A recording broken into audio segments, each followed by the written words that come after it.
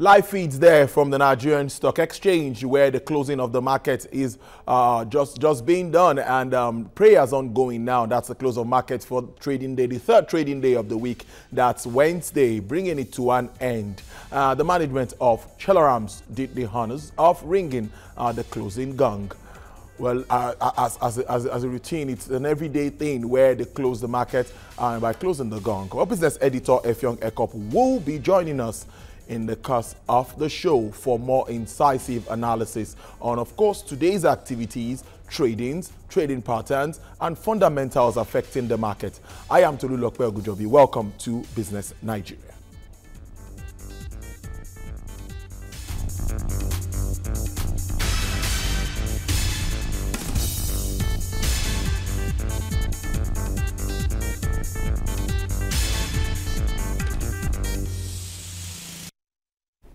A warm welcome to you again. Now, we'll start with the story where the United Labour Congress, that's the ULC, has suspended the strike. It started in response to a number of labour issues. The action was called off after a meeting with the Labour Minister, Chris Ngige, but talks will continue next Tuesday in Abuja. Union members walked off their jobs on Monday over several issues, including government's failure to register the union, the failure to address the challenges of the Academic Staff Union of Universities and the state of Nigerian roads, and of course, the national minimum wage. Also now, chairman of the Nigerian Union of Petroleum and Natural Gas Workers, who doubles as the Lagos chairman of the United Labour Congress, ULC, Tokunbo Korodo, now joins me on phone to talk more on this issue. Now, Comrade Korodo, tell us, what do we need to know? What's the update? We know the strike has been suspended. What were the issues, basis, or what was the agreement before the suspension was agreed on? Yeah, thank you very much. Let me also appreciate the effort of Nigerians for the terrible intervention and the concern of Nigerian masses over this issue. You know, the government has been communicating or also been discussing with us before now. We would have been in the position where we met ourselves. But yesterday, we thank God that there was a very fruitful and meaningful negotiation between United Labour Congress leadership and also that of federal government. The meeting ran to the night, and at the end of the day, it was also adjourned till this morning. But after the exhaustive deliberation on all the issues presented at the meeting, and we saw that we cannot even proceed, we can't conclude all the issues today. But since negotiation has been opened up, and we are also discussing, which we believe, since we have no other ulterior motive to cripple the economy of the nation. So we just decided on our own that let us give benefit of doubt to the government, because we believe so far so good. We are communicating, and we are also trying to iron issue out amicably. So we are also reconvening again next week Tuesday, by God's grace. So based on this agreement and the ongoing negotiation, we decided to put on hold to suspend our action so that Nigerians will not unnecessarily be punished. And as I'm talking to you right now, if you go to all filling stations, all depots, refineries across the Federation, they've started lifting petroleum products. Even NEPA that shut down the system, they've called it off. Railway lines, the railways that have not been working this morning, we've told them that they've started working as I'm talking to you right now.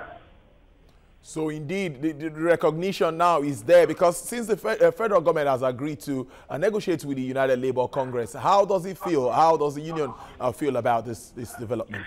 Well, I know seriously, because the issue of recognition, if they don't recognize us, they can't dialogue, they can't discuss, they can't negotiate with us.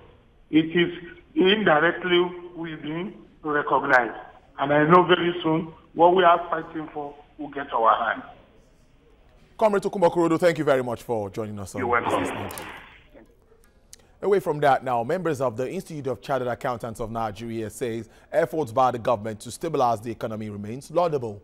Speaking at an event in Lagos, arrowheads of the institute urged government to continue in its intervention in all sectors to help stabilize the economy. They expressed concerns that while the country is officially out of recession, based on the statistics from the NBS, that's the Nigerian National Bureau of Statistics, Nigerians are yet to feel the positive impact of this development. It was a cheering news that Nigeria is out of recession, though the common man has not felt that impact because we knew where we were before the recession. After recession, we are hoping to go back. It has not happened.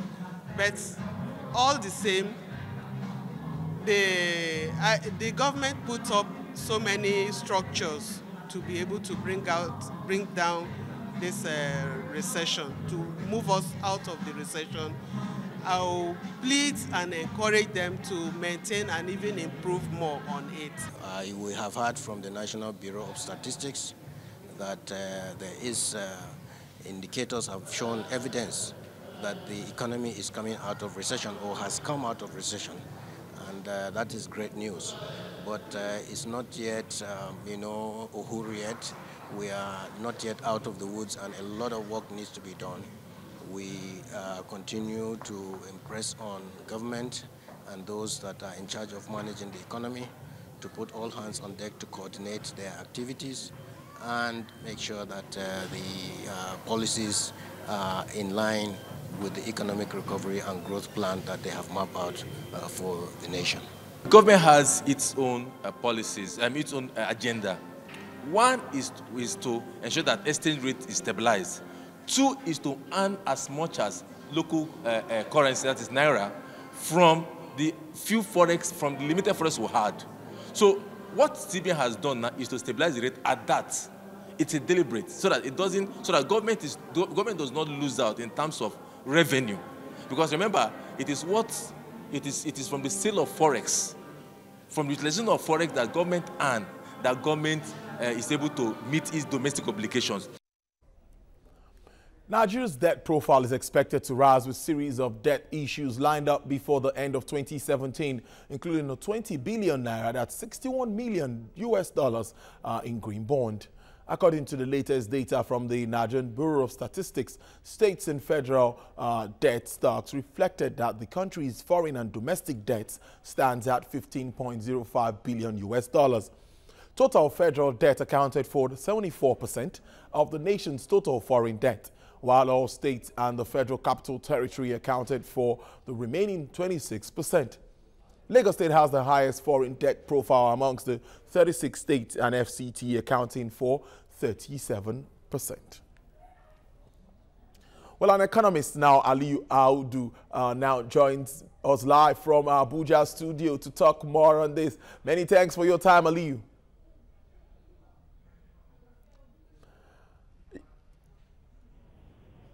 I think we're still trying to connect to Aliyu there from our Abuja studios. We'll get to him as we go on the show. Now, auto dealers who trade in cars with unpaid duties could face up to 1 year in jail term, an option or fine. This is because the customs intends to begin implementing provisions of the law on possession of smuggled items.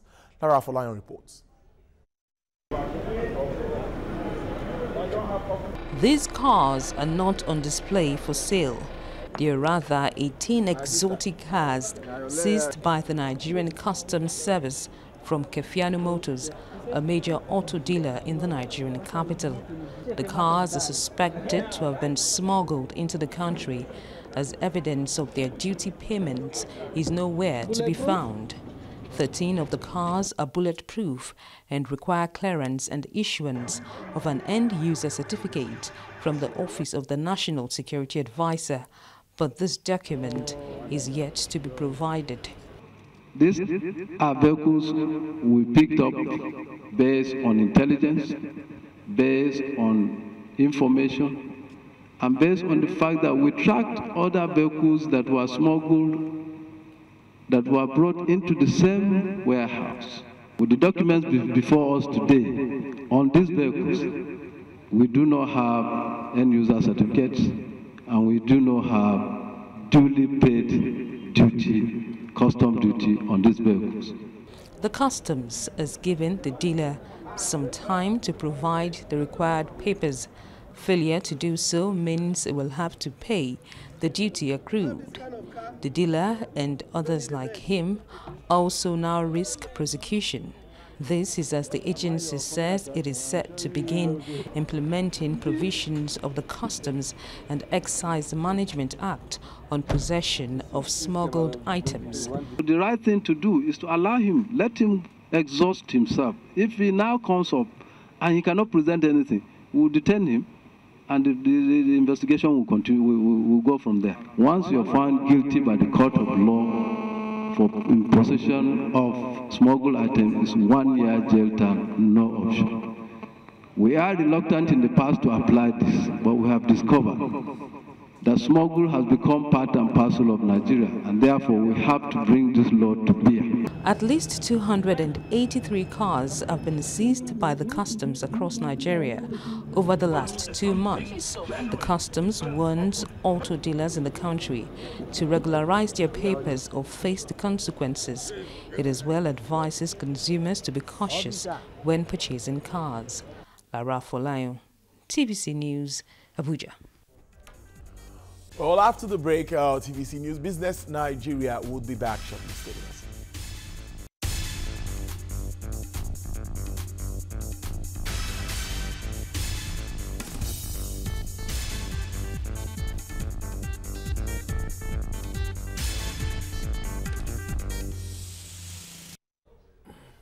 Thank you for staying with us. Now, the federal government, in collaboration with the Nigerian Economic Summit Group, has resolved to focus on the implementation of the Economic Recovery and Growth Plan in the forthcoming 2017 National Economic Summit Business Group, where we have details in this report. Last week's news of Nigeria exiting recession is giving the economy a positive push. The question, though, is if the momentum can be sustained. Minister of Budget and National Planning says it can. And as part of efforts aimed at sustaining this growth, the National Economic Summit will focus on actualizing the Economic Recovery and Growth Plan. He added that the objective of the ERGP is to restore sustainable growth, human capital investment, and plug in infrastructure deficit. The amount that we are spending on critical infrastructure is not enough. It is not enough at all.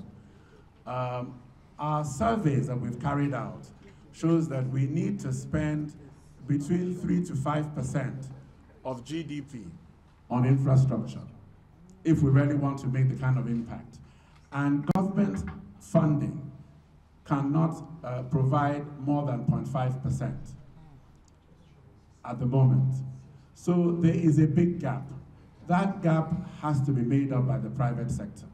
So we're looking at encouraging PPPs. We're looking at ways that we can get the private sector involved in funding critical infrastructure.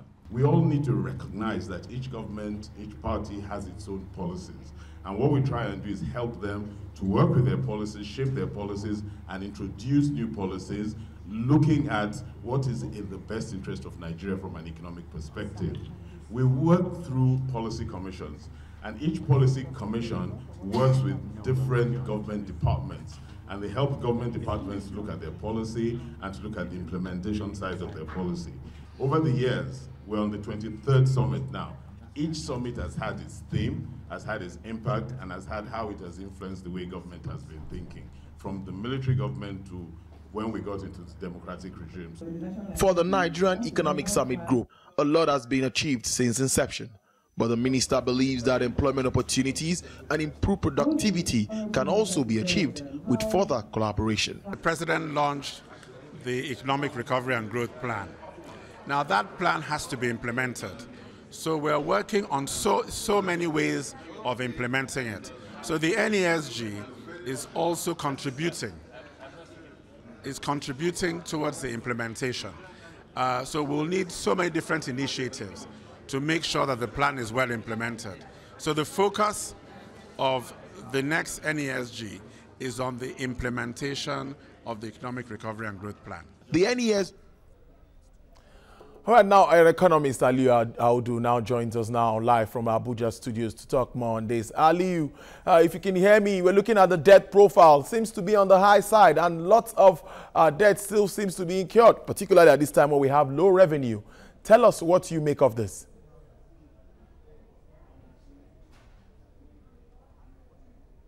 All right, Aliyu, I'm talking about Nigeria's rising debt profile. Now, what do you make of it? Lots of bonds and all of that, it seems to be on the high side now. Yeah, good afternoon. Yeah, that's very true. Nigerian debt profile is rising. It has risen by 7.1 trillion in the last, since 2015. It currently stands at about 19 trillion for both states and federal government. Now, usually in developing countries, debt is not a bad thing. When debt is rising, the level of infrastructural development also should be rising. But what we're seeing is that as Nigerian debt is rising, it's not rising in tangent with the infrastructure. Well, I think it's going very high, and it's time that the government needs to rethink about borrowing. We should look at other means of earning revenue. First of all, looking at the tax to GDP rate of Nigeria is extremely very low, below 6%. In normal developing countries, the tax to GDP rate is about 20% and above. So we should look at other ways of getting income and turn away from borrowing. That's what I think should be the preoccupation of the economic team right now. There's a lot of areas we can get revenue from, not borrowing, because once you're borrowing, there's a high interest rate you have to pay. In 2017 budget, we're spending about almost 2 trillion paying Nigerians' debt, and that's very, very high. This 1.something trillion to 2 trillion can be invested in infrastructure, and that could help Nigeria's economy to grow. That would encourage investment and what have you. So I think it's a time for us to rethink about our borrowing. We should look at other means of earning revenue, not borrowing, because our borrowing is getting high and is high already. Thank you. Okay, Aliyu, just one thing. Like the Sukuk bond now, the focus is on infrastructure. Some of them are focused on infrastructure.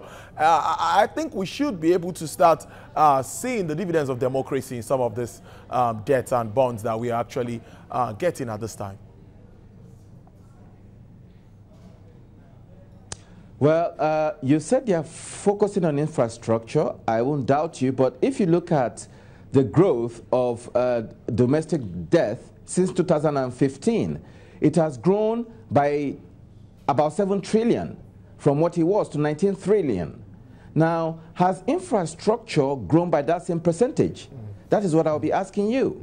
So if infrastructure has really grown by that percentage, then you know that something has been done. But if not, that means there are leakages in the system. We don't want a situation whereby the future generation will be held accountable and will have to pay for the mistakes or for the miscalculation of the current generation. So if we are borrowing, we should be borrowing to invest in infrastructure. We should be borrowing to spend on the economy. We should be borrowing to improve the economy, not borrowing and not being able to account for what we are borrowing. Because I do not think the infrastructure has grown as much as borrowing has grown since 2015. So it's very important we have a rethink about our borrowing. Otherwise, the future generation will pay the price of the current generation. Aliyu, this focus on treasury bills and all of that too is actually sending tension down to the financial markets. Many of the financial institutions are worried because people are diverting funds to all of this, because of the interest. You're looking at, I think, about 16% or whatever when it comes to treasury bills. Do you also think this is something to worry about? Yes, it's a lot to worry about because the banks can borrow to government at 16%, first of all, it has two effects. Banks are not interested in borrowing to the real sector. That means you and I are going to suffer. When we're businessmen looking for money cannot get money. And even if they get money, it will be at a high interest rate because banks are already making money from government, at 16%. Secondly, if government is going to borrow from banks, that means businessmen will have no money to borrow. That is what we call the crowding out effect. So I think domestically, the government, if at all they have to borrow, they should go abroad. They should go to the foreign countries to borrow, where, number one, interest rate is low, and secondly, they'll leave the domestic market for you and I, for businessmen, for the manufacturers, for the agriculture, for the industrialists, for them to go into the market and borrow. If you leave the market for domestic businessmen to borrow, you notice that interest rates will reduce. You notice that there'll be more money to businessmen. You notice that it will be the businessmen that will determine the interest rate. But if government, for some reason, is coming to the market to compete with businessmen, then there's already a cap on the interest rate. And if banks are borrowing to government at 16%, and is very safe, why will they want to borrow to businessmen? So this is the danger in government coming to the domestic market to borrow. It fizzles away businesses, and it destroys the real sector and the real economy. Rally Audu, economist, there live from Abuja. Thank you very much for your thoughts on Business Nigeria today. Well, crude oil prices at the international market remained steady on Wednesday following sustained demand from Asian factories. Well, the Brent crude trades at $55 per barrel, while the OPEC basket price steadies at $53 per barrel. Analysts say crude oil prices are likely to be suppressed by an influx of the United States crude imports as refineries return to normalcy after Hurricane Harvey. Okay, well, that's a wrap on the show today. Thank you very much for watching. Join us again tomorrow for another incisive, of course, analysis and detailed reporting. I am Tolulope Ogunjobi. On behalf of the entire production crew, I thank you very much for watching. I'll leave you with the figures of the exchange rate as it stands today.